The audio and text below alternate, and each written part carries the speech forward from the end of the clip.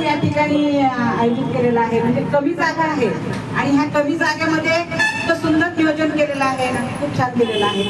आणि हा कार्यक्रमही तितकाच चांगला आहे. बऱ्याच जणांनी आपले अनुभव सांगितले, दारू पिल्यानं काय होतं काय नाही, हे व्यसन केल्यानंतर काय होतं. तर मी सुद्धा म्हणेन ह्या व्यसनापासून आपण खरंच दूर राहायला पाहिजे. दारू पिल्यामुळे कितीतरी चांगल्या चांगल्या लोकांचे कुटुंब उद्ध्वस्त झालेलं आहे. अगदी रस्त्यावरती आलेले आहेत. म्हणजे त्यांच्या घरातल्या लोकांनी एवढे म्हणजे दारू पिल्यानंतर घरातल्या लोकांनी इतके ते त्रास देतात ना. आणि त्यामुळे काय होतं, कधी कधी नवऱ्याने जर बायकोला त्रास दिला तर बायको सुसाईड करते. कधी कधी तो दारू पिलेला असतो तर तो स्वतः सुसाईड करतो. म्हणजे असे खूप कुटुंब असे उद्ध्वस्त झालेले आहेत. तर मला असं वाटतं दारूपासून लांबच राहायला पाहिजे. बरेच लोक गुटखा खातात. त्या गुटख्याच्या ज्या पुडी असते, पॅकेट असतं, त्याच्यावरती चित्र किती घाणेरडं असतं मला सांगा. ते चित्र बघून ते गुटखा खावासा कसा वाटतो ह्या लोकांना ते कळत नाही.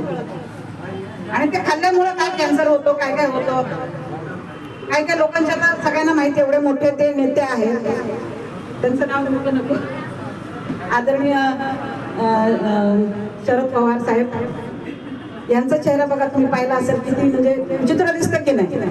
तर तसं मला असं वाटतं कोणी तंबाखू पण खाऊ नये आणि दारूपासून तर लांबच राहायला पाहिजे. आता तुम्ही हे केलेलं आहे की दूध प्या, दारू पिऊ नका, असं नाही का. तर खरंच तुम्ही दारूपासून लांब राहायला पाहिजे.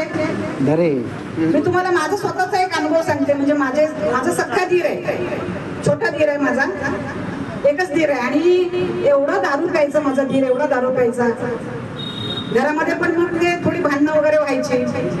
माझ्या मिस्टरांना ते आवडायचं नाही, कारण छोटा भाऊ आहे तर छोट्या भावाचा संसार